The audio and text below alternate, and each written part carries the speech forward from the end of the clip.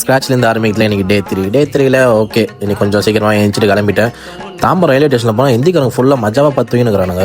சரி, நம்ம அதுக்கு சவாரி எடுத்துகிட்டு மனமாக ஒரு காஃபி குடிச்சிட்டு, காஃபி குடிக்கிற இடத்துல பார்த்தா போண்டா போட்டிருந்தாங்க. அதெல்லாம் தட்டி விட்டு அதை எடுத்து வண்டலூரில் ஒரு சவாரி போயிருந்தால் கிளைமேட் சும்மா மஜாவாக இருக்குது. நிறைய பேர் வாக்கிங் போயிருந்தாங்க வண்டலூர்லேருந்து. அதுக்கு காசிமேட்டில் ஒரு சவாரி, காசிமேட் ட்ராப் பண்ணிட்டு பீச்செல்லாம் சுற்றி பார்த்துட்டு அதுக்கு அங்கேருந்து ஓடி வந்துட்டேன். அதுக்கடுத்து பார்த்தீங்கன்னா வீட்டிலேருந்து கொடுத்து அமிச்சாங்க. கொஞ்சம் சுண்டல், எக்கு, ஸ்வீட் பொட்டேட்டோ சாப்பிட்டு முடிச்சுட்டேன். அதுக்கப்புறம் ஜூஸ் கடிக்க வந்தால் நம்ம மெட்ராஸ் ஆட்டோக்காரன் மஜாவாக உட்காந்துக்கிறாரு.